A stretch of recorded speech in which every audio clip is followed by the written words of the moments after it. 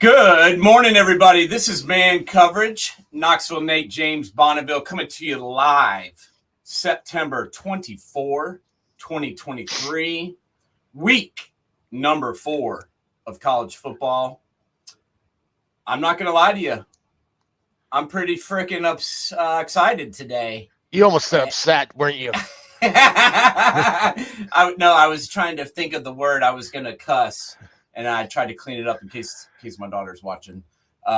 Really, that's all I care about. But I was pretty fired up, excited to see the victory, excited to see Coach Day, get the victory. And I have to admit, I was so excited that I started driving here with my coffee cup on the top of my car.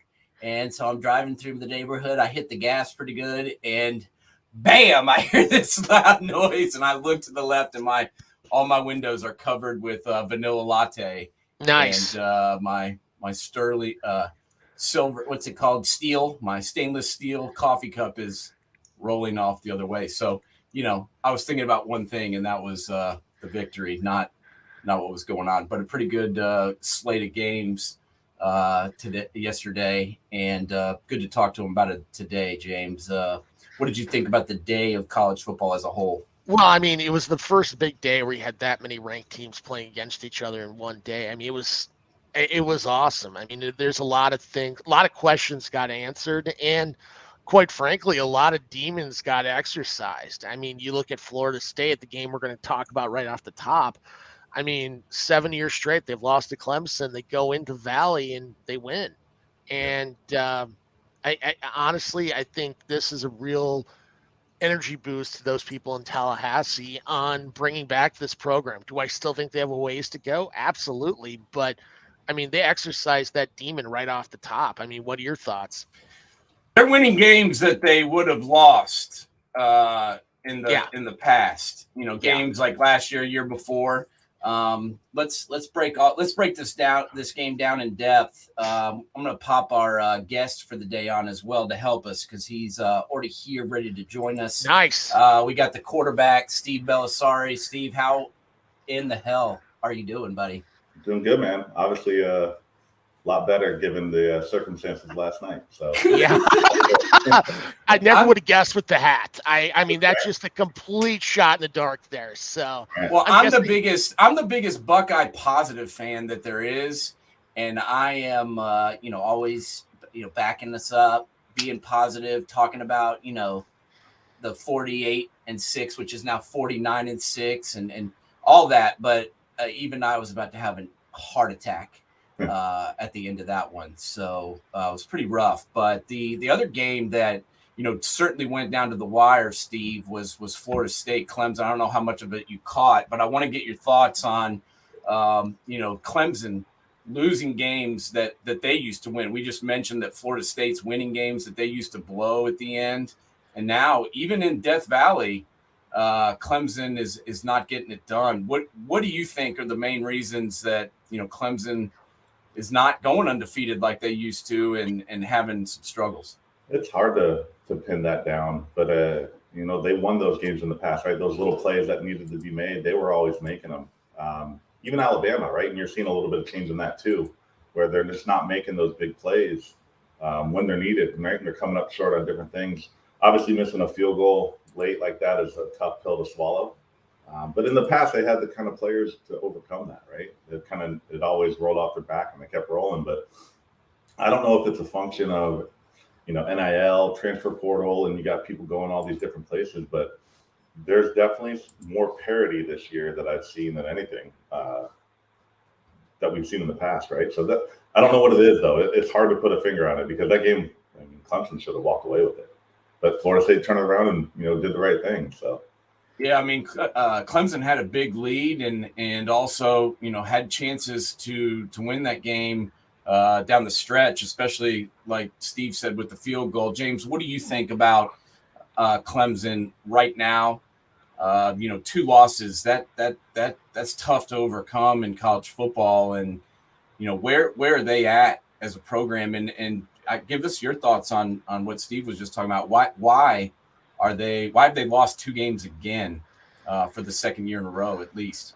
Well, I mean, you look at the perimeter play, they're not nearly as strong. They don't have that great wide receiver they've had in the past, like the Sammy Watkins, the DeAndre Hopkins, heck, you had that stretch of those three guys with T. Higgins and Amari Rogers, and I'm forgetting the third.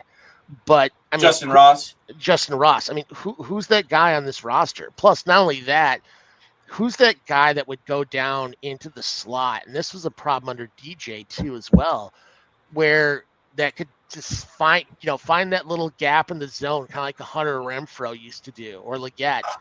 And they don't have that guy. They just don't have the guy that moved the chains down the field. And I think Dabo's struggle with the transfer portal and NIL, I think, is starting to hurt him on the field as a whole. I mean, Garrett Riley's a good OC, but they just seem like they're playing the same old game they always usually play.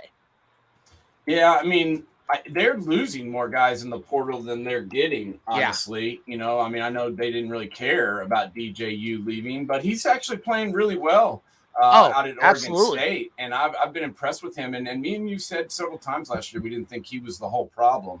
But it's going to be interesting to see, where Florida State goes from here and where Clemson goes from here and where the ACC conference ends up. But, I thought yesterday that this might happen, and it did. And that was, Deion getting his first L. We kind of saw that coming. Obviously, without Travis Hunter, it was going to be tough. But, it didn't really matter that one guy wasn't there. That was a big time ass kicking.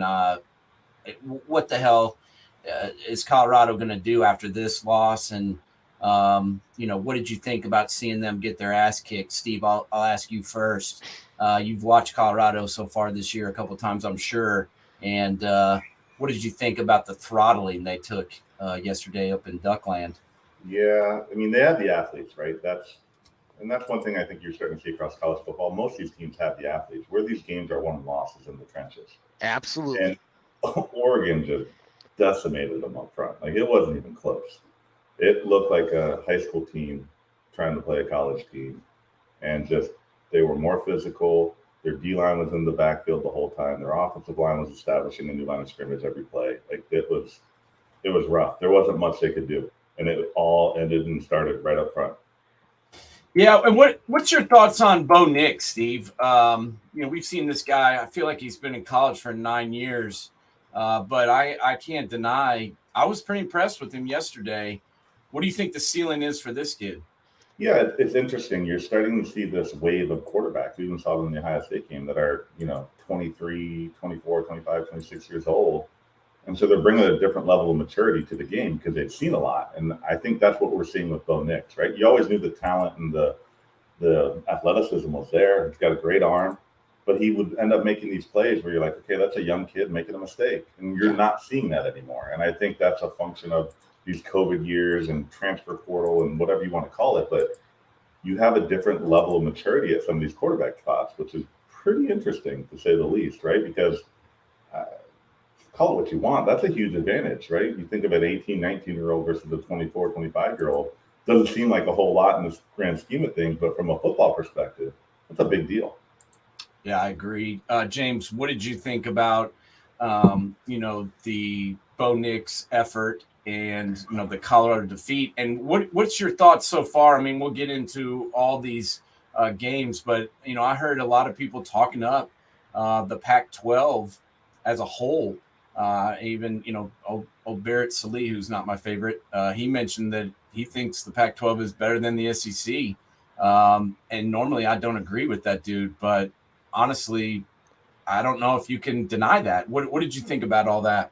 Well, I don't disagree with him at all. I mean, granted, Barrett Sallee saying that is kind of a shocker because I swear to God he has SEC tattooed on his chest. He's that much of a freaking homer. But one thing I want to really reiterate what Steve was talking about was line of scrimmage play. I mean, first off, Oregon's known for their line of scrimmage play.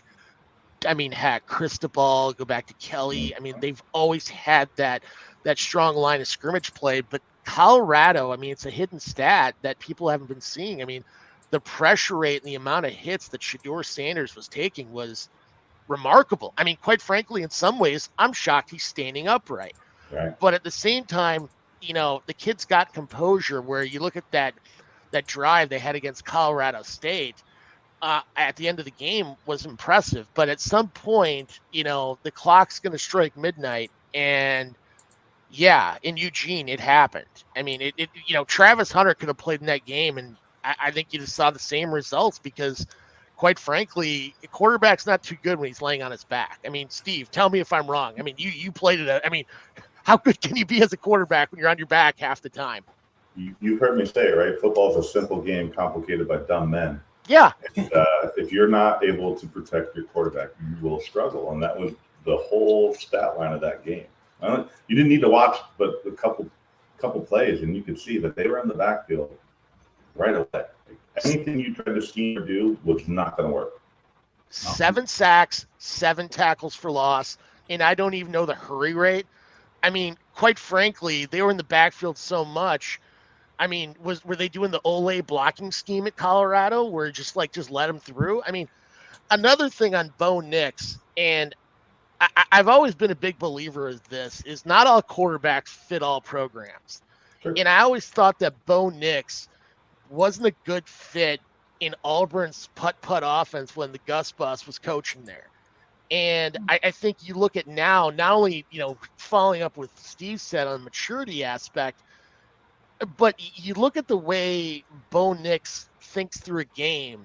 It's about moving the chains down the field. It's don't make the mistake, get the high completion percentage. Let's move the ball down the field, get the ball into my athlete's hands and get those yak yards. He's not gunslinging it 40 yards down the field every play. It's a lot of hey, let's get the ball in space and let our speed guys do their thing. Because, I mean, between Bucky Irving and Tony Franklin, they've got some legit speed there. Well, he's played in the college football for 8 years, so maybe he's starting to figure it out. Is he a doctor yet? I mean, don't they call those people doctors by now? I mean, I wouldn't go that far because Stetson Bennett played for 12 years and he still doesn't have a degree. So playing a long time in college football does not mean that you will graduate. That we know for a fact. I will say that watching that game yesterday makes me think, wow, even more about the Colorado team winning the first 3 games because we saw the lack of depth. We saw the lack of dogs that he's got. I mean, Dion admitted it himself. He's like, it's we need 7 or 8 more dogs, as he called them, or really good players that they didn't have time to get because this is year 1 and they had to build this team to the portal. So I do still want to give him credit for winning those 3 games. When he's obviously undermanned. So we'll give him credit for that, but that was an ass kicking, and we all kind of saw that coming. We'll stay out in the big Pac-12, Pac-2, the Tupac conference, because there was another really good game where a lot of people may not have watched, but Utah is once again, winning games. I mean, I love their coach so much. I think they are one of the most consistent programs in all of college football that no one ever speaks about. But they got another victory, and it was, they started the game with a pick 6 against UCLA. That was a good start, and there honestly wasn't much scoring from there. James, tell me what you thought about, the Utah pulling this game out against UCLA and winning a close one in the Pac-12 once again. Well, I like I've said this before, I think there is no program in the country that epitomizes their head coach and their culture than Kyle Whittingham and the Utah Utes. I mean, it's a lot of ways it's kind of like Iowa. Like you don't even have to look at the freaking roster, and you know what you're going to get year to year. They're going to be extremely nasty on the line of scrimmage, and their defense is going to come down and hit you hard. And let's be honest, they did it yesterday with UCLA. They turned that game into a rock fight. Now, Dante Moore, I'm telling you, this kid's going to be a stud in a few years. I mean, probably before the end of the season and definitely next year. I mean, this kid's got rock star capabilities, but I mean, Utah made that a rock fight. And wait till Cam Rising gets back under center. And I think you could see this team legitimately having a shot going after USC, after Washington for a Pac-12 title. I mean, this Pac-12 is freaking insane. I mean, if there was ever a year they should never have gone back to a full, like, got rid of divisions, this would be it, because I think they legitimately have a shot at sending 2 teams to the college playoff if they didn't. I think so too. Steve, what do you think about Utah and how good can they be? I mean, they've essentially been winning without their mature, old starting quarterback who's been on 2 teams. So how good can they be once they get him back? And do you know, or does any of us know when he's coming back? Because I keep hearing he's going to play, and then he doesn't. Yeah, don't know about his status, but here's what I will say: they had hands down the best coach in college football. Yeah, I like him. Yeah. I think what Deion's doing is tremendous, and I love seeing it. But what he's doing there, I've not seen a coach do a better job of taking what's in front of him and maximizing it. Yep. Right. Think about how they scheme well. They find ways to get mismatches. They get their playmakers the ball in space, and it doesn't matter who's behind center, which is impressive. But I didn't get to see much of the UCLA game, but looking at the stat line, for them to come out like that and play good, solid defense and keep it low scoring, you don't see that in the Pac-12 typically, right? No. That game in the past is a 52-48 type game. Yeah. So if they're going to continue to play defense like that and they get their quarterback back, they're going to be real dangerous late in the season, right? I mean, they're a well-coached team. They don't make mistakes, and they have athletes that are making up for losing their star quarterback. That's a dangerous team late in the year. Yeah. Well, one thing I want to follow up on that with Utah's defense, Carson Steele is leading the country in yards after contact. Yesterday, he went 11 for 29. I mean, that means they're wrapping up right freaking away. I mean, really, if you take out his long of 12 yards, I mean, he was 10 of 17. I mean, that's a yard. I mean, they're wrapping up initially, or they're getting in the backfield. And once, like Steve said, it's a testament to that freaking coaching staff. Every year, Utah is this. Yeah. Yeah. Well, no one even talks about they were the one team that, didn't have trouble defensively, against USC. And, they can beat USC twice in a year, where other teams, struggle to beat them once. And that's why Utah can beat USC, is because they're so well coached and they're so good on defense. And I don't know why no one ever talks about Utah. I guess because it's in out west and kind of a boring state, but it's Utah. But they're damn good at. I mean, they're fucking good at football. I mean, I'm sorry if you want to talk about college football, you better talk about them because they're damn good. And I like watching them play. And I mean, maybe that's the old defensive player in me, but I like watching them play. And very impressed with them so far.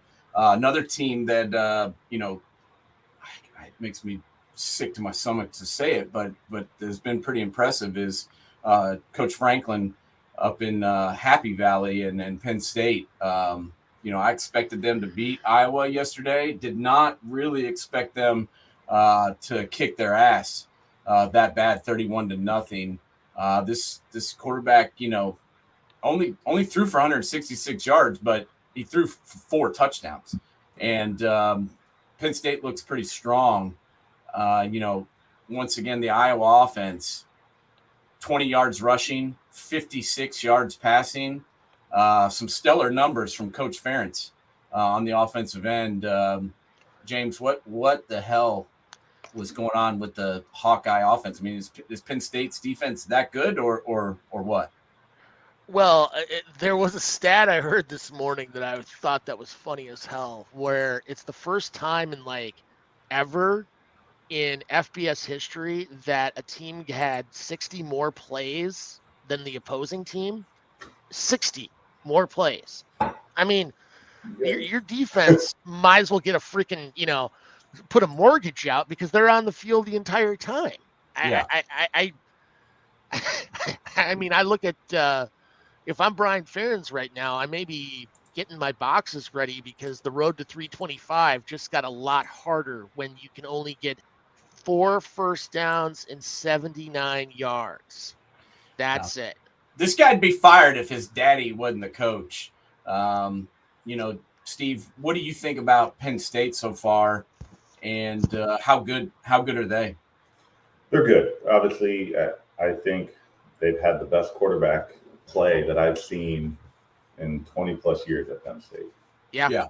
He's a hell of a player, and he's efficient. He knows what to do with the ball. And your stat line there is dead on, right? Only 176 because that's all he had to do. But he's efficient and good touchdowns. Iowa's always been one-dimensional, right? They've never been very dynamic on throwing the ball. They've been pretty run-heavy. But when it's that bad, that's unreal. Obviously, Penn State's playing at a caliber that we like to see. It's good for the Big Ten. And I would say Michigan's doing the same thing. So the Big Ten, our big teams are doing the right thing. But what Iowa's putting out on the field this year, just in general, has not been great. I mean, not at all. What's funny, Steve? I look back at Penn State and their quarterback situation probably over the last 30 years. And the Drew Allar is probably the most, he has that NFL look to him since probably Kerry Collins. And hell, that we're dating ourselves back 30 years. I mean, heck, our younger viewers probably wouldn't even know who John Carter is. And heck, that guy won a freaking Heisman. So no, that was a while ago. But you look at the look, he's just got that big arm, tall, just has good vision overall, which, Penn State has Allen. Right? Yeah, he's the same type of player, right? Yeah. He kind of reminds me of him with his skill set, that's for sure. Yeah, he's got a big arm. He moves well. He's not going to kill you with your feet, but you don't want to, leave him unchecked. Yeah. But I think one of the things, and I haven't had a chance to break down film with him, but I guarantee he's not getting you into the bad play, right? Yes. He's a smart kid, and I think he's got a good grasp of that offense. So you combine all those things, they're going to be dangerous. And we saw that last night with Notre Dame, right? Yeah. There was no mistakes. Michigan's getting like that as well. And that's you go look across the board, the teams that we're talking about. Clemson has had mistakes at quarterback, right? And that's why they struggled and they've lost some of those games. Alabama's having the same struggles at quarterback, and they've lost some of those games, right? So if you go to all these programs, that's where things are, but the quarterback position really matters. There's no doubt. But I will say, on that point, Jalen Milroe is the best quarterback Bama has. We said it 4 weeks ago. Yeah. And I stand by it. I admit all the time when I'm wrong because I'm wrong. Well, maybe not all the time, but occasionally I'm wrong. But I've been dead on this dude. He's the best player they've got at quarterback, and it's not even close. And, he's not perfect out there. It's his first season being the full-time starter. That's for damn sure. And I don't want to play them late in the year. I'll tell you that. I don't want to play. I don't want to play him now. I mean, they're going to only get better. He's only going to get better, and he's, if their offensive line can be better, he can do some things because he's electric. He can sling it. He can run it. I like what I see out of him, and I think Bama fans better wake up to this dude. I think he's going to be pretty good. James, what did you think about Bama winning that game yesterday? Me and you both have doubts about how good Ole Miss is, but still a good win for them with the quarterback situation.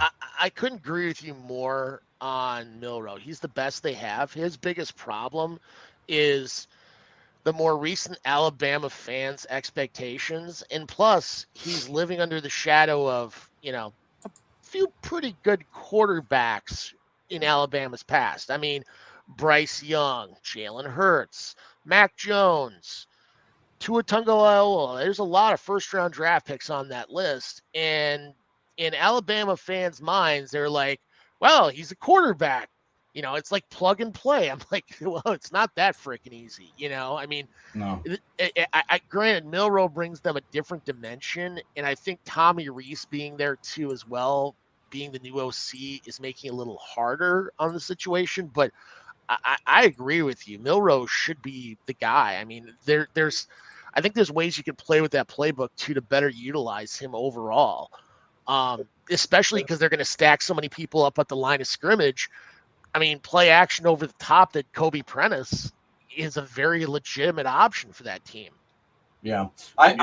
I still think that Bama's the best team in the SEC, Steve. At least one of them. I mean, I don't know, but as you said, don't want to play them later. I guess just expand upon that, and I don't know how much you've seen of them this year, but what you think about Bama thus far. Yeah, so I mean, the quarterback play, he's first year, he's only going to get better, and that play he stepped up and threw that touchdown with the blitz right in his face. Yeah, that was a big time play for him, and you're going to see a different quarterback for the rest of the season because of that singular play. Yeah. But the biggest difference, this Alabama team offensively, new coordinator, but they don't have a dominant receiver. Yeah. True. Right? Or running back. The last 3 or 4 years, they had 1 to 2 receivers that were a matchup nightmare, a problem. And so now they're going to focus on the quarterback more because they have to, right? He's their best athlete, their playmaker. Yeah. And they're not getting distracted by anything else, right? They're not getting stretched down the field like they're usually able to at Alabama. The receiver core needs to step up and start causing some of these problems. And with them being younger, you're going to see them progress as the year goes on too. So their offense is only going to get better, and Alabama is always going to have a strong defense because of Saban, right? They're going to be sound and make plays. So they're by far, I still think, the best team in the SEC, and they're going to continue to win a lot of football. I agree. And James, let's talk just for a second longer about a great point that the quarterback Steve Bellisari just made. Their best wide receivers, honestly, are the freshman Jalen Hale and the guy Jermaine Burton, who really couldn't get on the field much at Georgia. So, that's been an issue all year is that when they need a big play, Jalen Milroe is the one that's got to make it because these other guys just aren't dominating. Good game yesterday from Jace McClellan, 17 carries, 105 yards. But let's be honest, Jalen McClellan's not Najee Harris. He's not Derrick Henry. He's not Jahmyr Gibbs, Trent Richardson. I mean, we could go down the list. There's not that guy on this team. Do you think? No. I mean, Kobe Prentice didn't play in this game, but I mean, we've been talking about that for a while. I mean, not only receivers. I mean, I think people forget, Alabama had 4 unbelievable receivers all playing together during the 2 years. Yeah. And they don't have that depth anymore, and they don't have that stud running back anymore. And I mean, you can only do so much with what you have. I mean, Nick Saban's a damn good coach, but he ain't a freaking miracle worker. Is this as good a Bama team as the past? No, but can they still win the SEC? Oh, hell yeah, absolutely. Well, they can definitely win the SEC West too, because the SEC West is not as strong as we've seen. I mean, Texas A&M doesn't really get me all excited, and Ole Miss, we saw kind of what they were or weren't yesterday. Auburn still sucks. Mississippi State sucks. Who's the team that can even challenge them besides LSU, James? And LSU was struggling with Arkansas yesterday. They were down 14-0, actually. I mean, Arkansas, who lost to BYU. Now, BYU is a tough physical team, but I'm sorry. Arkansas should be taken to school pretty easily. And I look at, how good's Georgia? We don't know. I mean, heck, they walk through the first freaking half against South Carolina. I mean, sure, they played better in the second half, but it's South Carolina, who's not a good football team. No, they're not. And we'll see. We'll see how the SEC shakes out. But it's not, to me, the dominant conference it once was. I mean, we've seen their teams go down, several times this year already. Yeah. And, not really blowing me away. Before we get to the only game I really care about, let's just hit on for a second the Pac-12, other ranked teams playing each other in the Pac-12, and that was it was a championship game. I mean, come on. The only teams left in the conference. I mean, how often do you get to see a conference championship game in September? Week 4. Week 4. I mean, the Tupac Conference. The Tupac Conference Championship game was last night. And honestly, if that was a conference championship game, it was a pretty damn good game. I mean, 38-35 was the final. It went back and forth a little bit. Washington State kind of got up on them. But, DJU, to me, has transformed himself by going out west. And I got to be honest, I didn't think Washington State was going to be this good. It kind of surprised me. I thought Oregon State would be a good team just because I like their coach, Coach Smith. But James, what did you think about the Tupac Championship? Something I knew this was going to be a hell of a game, But, honestly, Ben Arbuckle, I think, is getting a bigger and more exposure every day. I mean, he's got a lot of that Lincoln Riley in him when Lincoln Riley was at East Carolina. And it's impressive seeing what Wazoo's doing in the Palouse. Cam Ward is a phenomenal talent. I mean, you look at Oregon State, they've got a heck of a defense. And Washington State threw 422 on them and ran for another 106. I mean, Yeah. going over 500 yards on that Oregon State defense is impressive. Yeah, no, it is. And these two teams, nobody is talking about either, but I like each one of these teams and think that they're going to compete in the Pac-2. I like Washington better than both of these teams, but I still think they're pretty good. But I do want to go ahead and start talking about the game. I want to get Steve's thoughts first off when Daffy Duck, a.k.a. Lou Holtz, opened his mouth this week and decided to take shots at Ryan Day. I know the Buckeye bias is real. I know that everyone who doesn't like Ohio State hates them. So it's not like there's like people that are like, oh, I respect them. Like, you either like Ohio State or you hate them. I get that, but I didn't really like Daffy Duck opening his mouth. And what did you think about, I guess, before the game, Steve? What were your thoughts about this matchup going in? Well, I'll put it like this. What Lou Holtz said at its core wasn't wrong, right? True, but it still made me mad. Yeah, but when you lose a football game, typically it's because the other team's more physical than you, period. Yeah. Right? Go back to all the games we just talked about. Who won the game? Oregon's a great example. They were flat out more physical than Colorado. So I don't necessarily disagree with it. Do you want to take jabs at a coach like that before a big game like this? Probably not. The one thing that I do like is we've seen a Coach Day that's this calm, composed guy.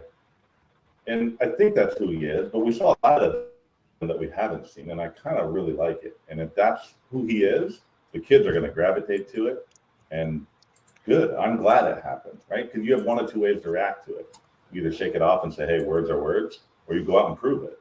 Well, we went out and proved it, right? So good. I mean, that's all part of the theater of college football, but I'm just glad we went out and put the words aside and went out and proved it, right? Nothing more, nothing less. No doubt. And I like the fact that our coach is calm and cool and collected, but I also like what I've seen out of him recently. The Georgia game, he was fired up over there. He called it one of the greatest games I've ever seen at the Ohio State University when he was picking plays over there. And last night, before the game, during the game, after the game, he was pretty raucous, and I liked it. I like this new Ryan Day. Get out and boogie, dude. I mean, get fired up. Combine some of the play calling from those great games that you're talking about with that attitude and put it all together, and we're gonna be great. Because some of the play calling last night was a little 4th and inches running lateral. Jet sweep. Yeah. That was ridiculous. I'm not going to lie. I was Monday morning quarterbacking that play, and I'm like, what the – I mean, granted. Hindsight's 2020, but – Exactly. Yeah, it's real easy to pick apart play calls 2 days later or the day after, but still, I agree on that one. I mean, I guess maybe because they'd gotten stuffed a couple of times, he thought he could fool him, but that's not a good play to run. But I liked say what you want about the dude. That took some balls to run it up the middle on the last play of the game. Yeah, that was pretty good. That's what you're supposed to do. And think about it. New England Patriots won a Super Bowl because Seattle didn't have the balls to do it, right? Yeah, exactly. How many times? And at the end of the day, like if you're going to win a game like that, line up, be physical, and see who's got it. And granted, they only had 10 people on the field, which is awesome. Hey, that's Coach Freeman's fault, not ours. For sure. But at the end of the day, that was the only play call that should have been made, and I loved it. Yeah, I did too. Hey, James, I want to get your thoughts on something that we talked to Mark Givler from Buckeye Huddle about, and something we've talked about, since we began talking about this season, and that was the offensive line for Ohio State. There was a couple of plays on 4th down where, They should have just been able to get a yard or two, and they did not for whatever reason. But Trevion Henderson ran for 7 yards a carry. They only gave up 1 sack all day. What did you think about their performance, I guess, as far as the offensive line goes? Well, I mean, this game was completely a street fight. And it was good to see. I mean, because a lot of times Ohio State fans have been so set up that as soon as the ball's kicked off, you can throw 40 on the board. And it showed the temperament of this team that they can get into a street fight, grab a chair, and smack it over somebody's back. I mean, I go back to that final drive, and the play that I honestly really loved was the one that got down the seam route that Ibuka got, where he literally pinned off 3 defenders and just laid down. And I was like, I just sat there, was just so impressed, not only with Kyle McCord stepping up on that throw, but just him having the knowledge base, not knowledge base, but just the thoughtfulness of pinning those guys off, make the catch and go down. Because too many other times people are going to try to get the touchdown just to end the game, and he knew it's better get the catch, move the chains, get us in better position. Because I mean that was the play of the game right there. He was one of the, if not the player of the game, and I'm talking about Ibuka.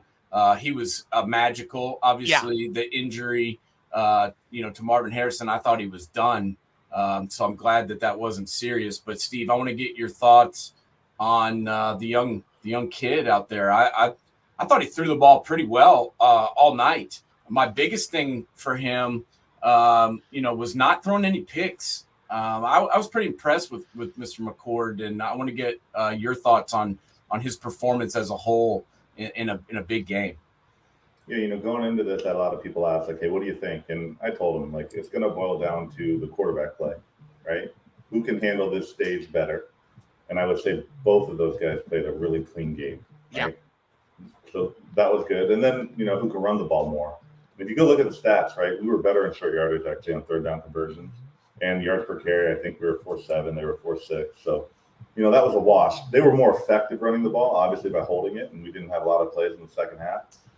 But what you saw, and this is going to be the most important thing, I think, for Kyle McCord, is that first half, you're right, he didn't throw any picks because he didn't take any chances. And that's okay.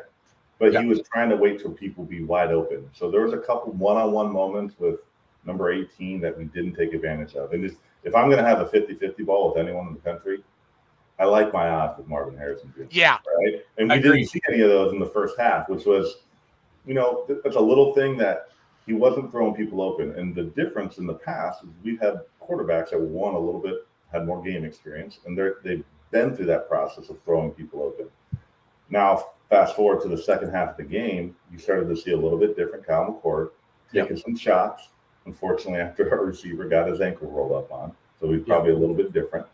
But going into that last drive, what I saw out of Kyle McCord is exactly what you need to see out of your quarterback. Yeah. The result didn't matter at that time. He had to go make the play, make the reads, and whether they won or lost was so far out of his control, he didn't play tight anymore, right?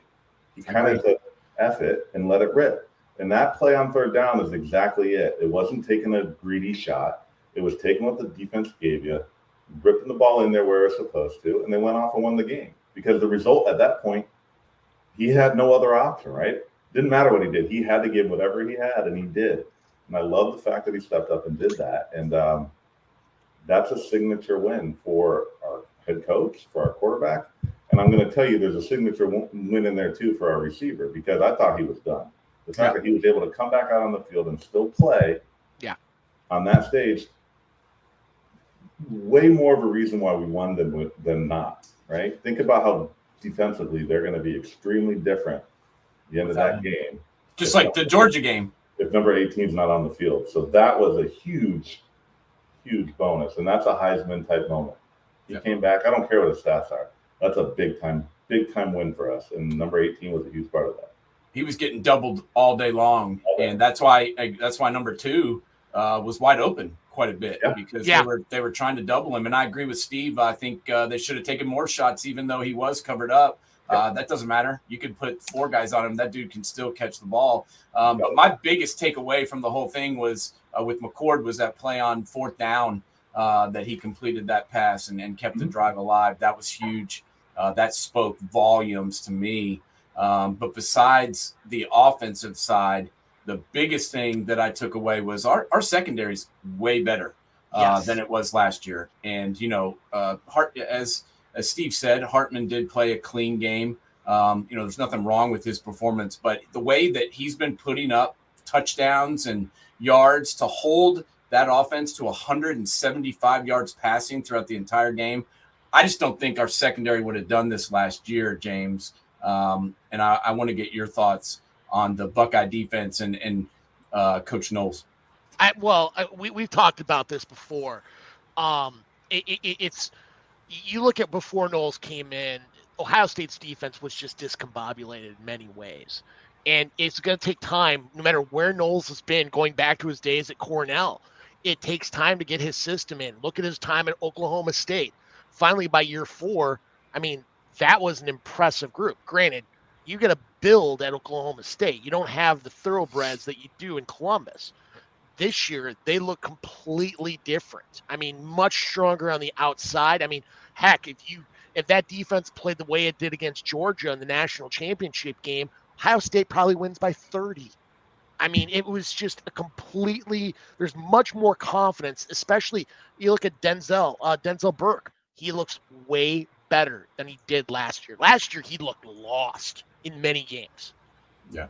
No, he did. And I didn't see, the sacks probably that I wanted to see out of this team last night. But let's be honest, JTT was in the backfield and made a big play. And Jack Sawyer, batted a ball down. He played okay as well. But I think he's gotten the pieces added to the team that he needed to. They went out in the portal and got some of these guys, and I think that was huge. And I just think this defense looks pretty good. Steve, what were your thoughts on Coach Knowles' effort last night? No, I would agree with a lot of what you guys have said. We're way better in the back end than we've been in the past.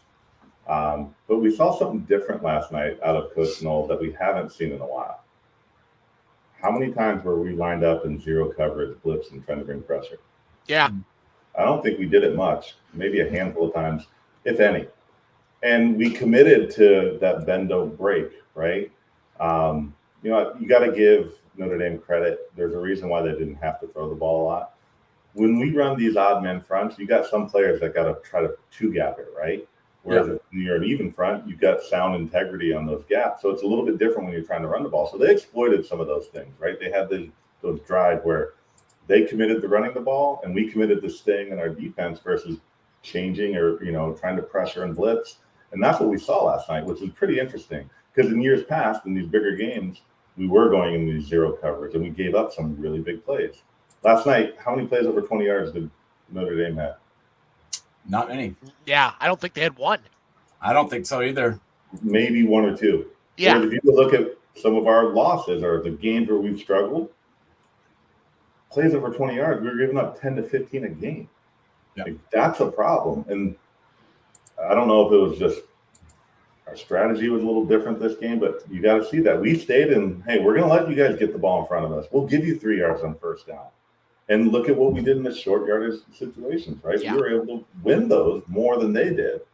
So it was a little bit different look out of our defense, which, quite frankly, I'm glad to see it because now we can do both, right? So now Knowles has this ability to get really creative as we start to go further down the season because Penn State, Michigan, what are they going to do? They're going to line up and try to exploit some of those two-gap players, right? And they're going to run the ball and they're going to commit to it. And they both have quarterbacks that, when the time's right, are going to be efficient in play. So now we have the ability to do a lot more. So I'm really happy where our defense is headed, and that was a big win. And we committed to a scheme and a strategy, and it worked. Well, and Steve, to follow up on that, don't you think that a lot to do? Because there was a stat that I kept hearing before the game, 14,000 versus 1,400. Kyle McCord over his career only had 1,400 yards passing, where Sam Hartman, 14,000 yards. This guy's probably seen every freaking defense known to mankind when he was in Winston-Salem. And playing that base defense, you're basically preventing those explosion plays. Don't you think that had a lot to do with it too as well in Knowles' thought process going into the game? Yeah, I think so. I mean, it's definitely part of it, but at the end of the day, we talked about that physicality, and you got to win up front, and that's where the battle was. And both teams committed to that, right? And we didn't make the big mistakes. And Notre Dame did. It was a clean game last night, Yeah, right? No very much so. turnovers, no penalties. I could argue that every time that Marvin Harrison ran a route, they were pulling on his jersey, and it should have been. They were grabbing our receivers all night. What I loved about that too is go back and look at the Michigan games that we've lost. Those are the little things that their DBs do, and they got us on edge, right? And we get a stupid penalty after the play push, and they're doing dumb things. None of that happened last night, and that was the difference in this game, right? We were mature when we came out and we took whatever punches they had and played well. And so having that commitment to stick to that scheme and not press, right, and not give Sam Hartman an opportunity to exploit a mistake in the back end is why we won that game, right? Yeah. We stuck to it, and that was great.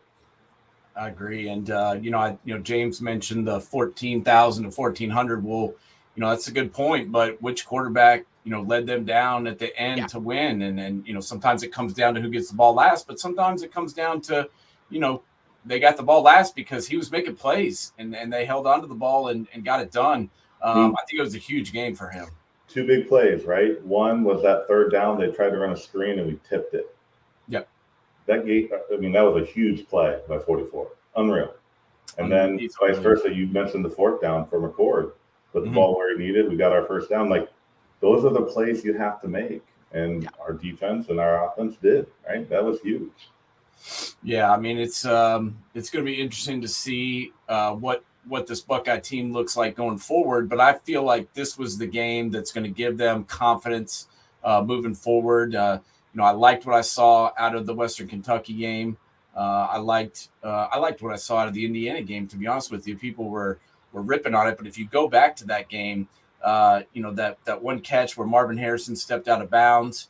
There was another play where if McCord had run the right direction, he would have scored a touchdown. There's 14 more points. That game looks way better. So I didn't think it was as bad as some people were saying, but I certainly think that last night victory is going to give them some confidence moving forward. Steve, do you feel like that confidence will carry over from week to week? For sure. And I mean, I wish I could take credit for this, but I heard Anthony Schlegel earlier in the week talk about Ohio State's kind of handled this like a preseason, right? You first three games were like NFL preseason. Base offense, base defense, get a lot of players in. The last game against Western Kentucky, right? Our starters are in longer. We had more of an offensive scheme, and we did some more things on defensively. And then now we went into our regular season against Notre Dame, right? And so we saw a lot of different things from a scheme and personnel perspective, which I like. And so that momentum is only going to continue, and we're going to start to continue to build off of that. And right, I know Coach Day's always got a plan for what we're going to do against Michigan, right? And he also has that plan against Penn State. So these are the type of building blocks that you need in a season, and got to stay relatively healthy, which I think, outside of the Harrison getting dinged up, we are, right? So the other thing I think is going understated, Sonny Styles is a huge part of that defense. Yeah. Right? Think about the big plays we had. He was always in it. And I love that he's flying under the radar, but he's making us so much better in the back end because he's picking up the slack and making plays that I don't think we had, because he's just a special type of athlete. Like, he's everywhere, which is outstanding. That's the best way to describe him. He seems to be all over the field, no matter where the ball goes or where the play ends up being. He just always seems to be right there in the middle of it. And I do agree. Yeah, and I do agree. I mean, not many people are bringing him up when they're breaking down, the defense, but he's one of the most important pieces. I do think it's funny that the best player Notre Dame had on defense was the former Buckeye, Jean Baptiste. He had a hell of a game with 8 tackles from the D line, and he used to play for the good guys. So congrats to them for their 2 best players are guys they got from Wake Forest and Ohio State, but it didn't end up being enough. And I think that was a big way to win it. And I think that's just going to help them going forward. I hope that Marvin Harrison's healthy enough to continue on, but I do think that the Buckeyes are heading in a good direction. I do want to hit real quick, James, on what we talked about, and I want to get Steve's thoughts on it too. A couple of teams real quick before we get out of here that, we talked about Styles and people sleeping on him. I feel like there's some teams that people are sleeping on. I'm going to throw mine out there first, just because we already talked about one of them, and that's Utah. No one ever talks about Utah for whatever reason, as Steve said, because they're Utah. But that's a damn good football team, and I could easily see them winning the Pac-2. And then and Duke. And no one talking about Duke, but Duke can win the ACC potentially with the coach they have and the quarterback they have. Steve, I'll go to you first. Which team have you seen that you think like people aren't really talking about that much, and you feel is a really good team that has a chance to go far? Well, one, I think people are still hating on Ohio State, so I'll just put that out there for the record. That's always team that people are giving us credit for. I love, Utah. I'm a huge fan of their coach, and they're always going to be good. So I agree with that comment. But the Duke one's interesting, right? Their quarterback is playing at a level that he reminds me a little bit of Brock Purdy, right? Like he's just going out making plays and battling, and you're like, how can this continue? And I think it can, right? He's playing really good football, but their defense is sneaky good. Actually, was it Dwayne Carter Jr.? His dad played at Ohio State, actually. He's a hell of a football player, and he's a good kid. And I don't think it's a coincidence that defense is gelled around him as a captain and doing really big things. So I like the Duke call out, especially with Clemson being down. They'll probably go, probably close to undefeated and winning the season, and they'll be in that talk for the Final Four teams for sure. What about you, James? Which teams you got? You got anybody else that we didn't mention? It's sad to say when a team in the top 10 I don't think is getting talked about enough, and that's Washington. I mean, what Kalen DeBoer has done in the short time period he's been in Seattle has been close to freaking amazing. Yet you look at everywhere this guy has gone, what's he do? He wins. I mean, Michael Penix, I haven't even heard his name mentioned for Heisman Trophy consideration. And this guy puts up stats like it's a video game. I mean, it's freaking crazy. And the receiving core is phenomenal. I mean, I'm looking forward to seeing that Pac-12 schedule, especially when they play SC, to see what they can do. But, I mean, right now, if I was a Heisman voter, I'd pick Penix. He is just doing an unreal job in Seattle, and you could just see the excitement. I mean, you look at the Big Ten next year, man, it's going to be wild. Adding in both the LA schools plus Oregon and Washington. I mean, heck, Washington goes into East Lansing. I mean, granted, they had some Mel Tucker struggles, but, man, they laid the wood to them last week. And Washington just keeps chugging along, and nobody talks about them. Well, they're a good football team. That's a good point, man. They are a top 10 team, but they definitely don't get talked about enough. And I think it's worth mentioning. So I'm glad you brought that team into the mix. Before we get out of here, I do want to talk about next week. Look ahead a little bit. The games that are sticking out to me. Obviously, number one is probably USC Colorado. I think that's going to be very similar, in my opinion, to what happened yesterday with the Oregon game. I feel like it's going to look a lot like that, but there'll still be a lot of celebs in the house. So the ESPN will highlight that game, so I have to mention it. But, LSU, Ole Miss is another one, and then Notre Dame, Duke, to me, is a big-time game. What are you guys thinking about next week, and which games are sticking out to you, either the ones I mentioned or any others that you're seeing? Steve, what do you think? Well, the Notre Dame Duke one's interesting, right? The way Duke's playing. If they're going to make a run at anything this year, they got to win that game. And you got Notre Dame coming off of a tough loss, right? And this is why you have a quarterback like Sam Hartman, right? This is his chance to step up and prove those 14,000 yards actually matter. Yeah. So we'll see. But that one right there will be telling, because that's either going to propel Notre Dame to stay relevant and in the conversation towards the end of the year, or propel Duke to be relevant. So that's a big win for whoever wins that game. So yeah, it'll be interesting to see. The USC Colorado thing, we know who Colorado is. I love the spectacle that is Deion. I think it's good for college football. And I love the way he believes in his kids and motivates them. Like, it's fun to watch, right? Yeah. And I heard him say, he's like, we coach old school, and you can see that. Yeah. He just doesn't have the horses right now to compete with some of those people up front, right? Their depth is pretty small, but you give him a couple more years there, it'll be fun to watch. I agree. Absolutely. Hey, James, I want to get your thoughts on a game I did not mention, but I think we need to note, and that's Friday night. Utah is playing Oregon State. What do you think about that game? And do you think Oregon State has a chance to win that one? I do. I mean, honestly, at the end of the day, I'm still picking Utah, but I think that is going to be a hell of a game. But another game that nobody's really talking about is Kansas at Texas. I mean, Kansas, once again, what Lance Leopold has done everywhere he's gone is just find a way to win. Yeah, they're 4-0. Yeah. No one even talks about that. I mean, defensively, they're infinitely better than they were last year. Granted, how much worse could they be? But, True. I mean, this is a Kansas team that when he got hired, I thought it would take 5 years before they make it to a bowl game. Yeah. And they did it in year 2. Yeah. And I like that quarterback too, man. Oh, he's fun to watch. Yeah. So we'll see. That's another good one. Hopefully Kansas can pull that out, because I'd love to see the horns go down and see Quinn Ewers take an L. That would brighten my day. But boys, enjoyed the heck out of it. Thank you both for coming on and talking today. I got to admit, I'm really happy to be here, because this was fun. I enjoyed talking about the victory. That to me makes me happy. So it can once and for all, can the media stop the is Ryan Day going to get fired? The guy is 48 or 49-6. 49-6.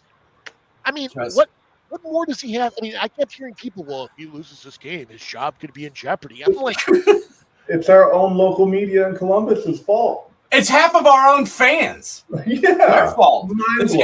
I wish we could get rid and transfer portal like 15% of our fans out and send them to another team. That's a hell of an idea. That is a great idea. I'm serious. I'm dead serious. I want to make them cheer, like latch on to another team for a year, whoever the hell it may be, and then make them like see what it's like to actually watch a team that doesn't win every freaking game. Go be a Penn State fan.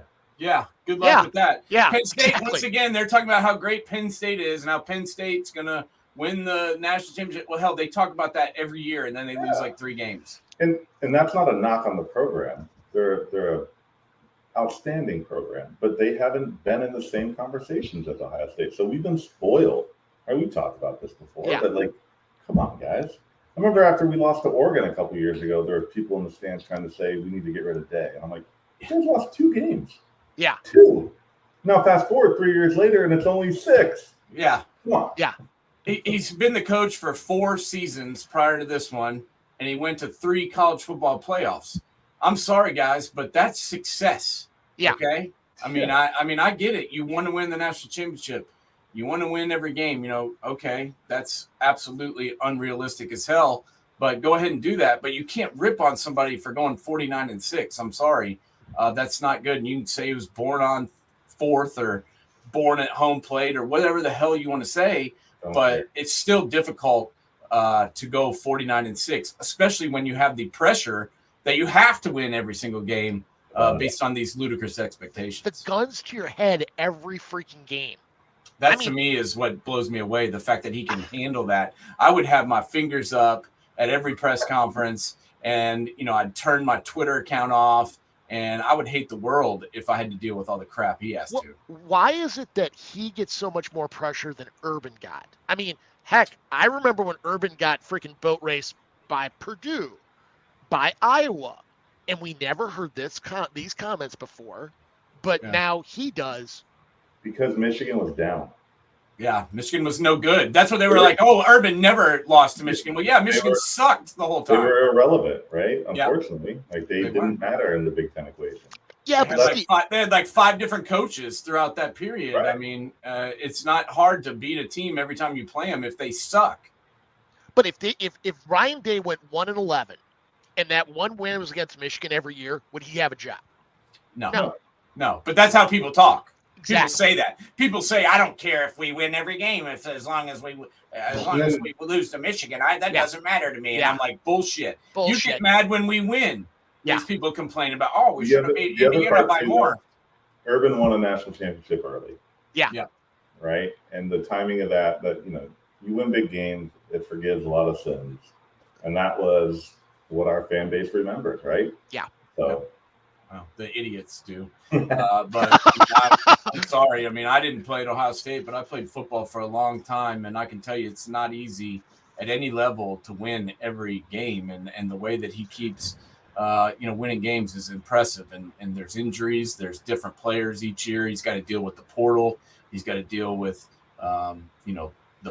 his own fans, and the lofty expectations. And he continues to do it. So I hope he's having a good day today. I hope he's smoking a stogie somewhere. And I was just happy to see how jacked up he was during that post-game interview.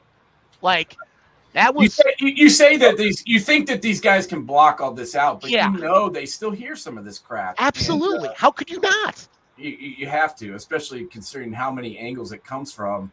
As Steve said, with our own media and our own fans, it's enough to we know. I understand the Buckeye bias is real and that the rest of the country hates us, but our own fans, put enough hate that it makes it ridiculous. So. What do you mean, J.J. McCarthy throwing 3 picks in the game against Bowling Green and still being talked about in the Heisman race? The Heisman Trophy win. Yeah, the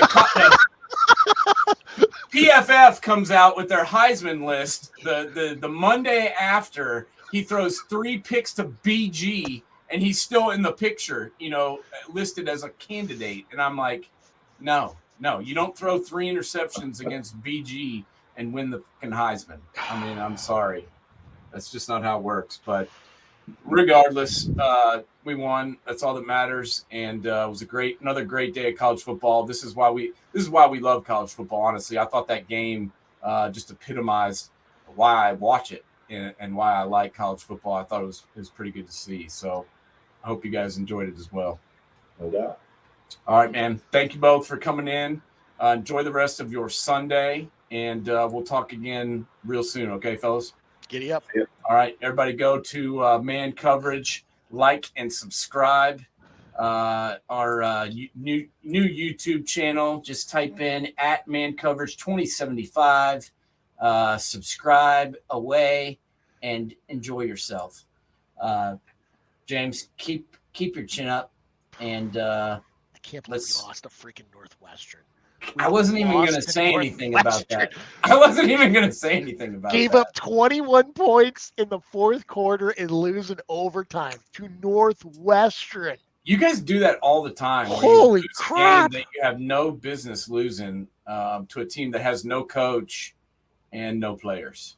I mean, a running back runs for 2 bills. And he wasn't even in the last 2 drives. What is going on? I mean, this is like some freaking weird freaking world we live in.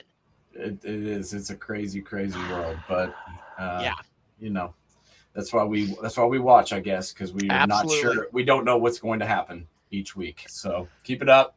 Go Bucks, and I'll talk to you real soon. All right. All right, man. Talk to you. Bye.